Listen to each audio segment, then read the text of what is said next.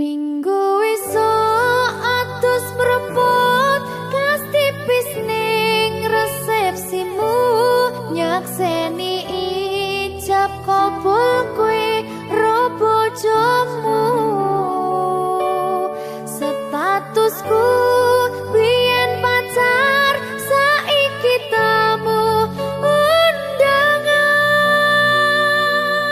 kelangan kowe Ijol prasmana ya berkata Linda ya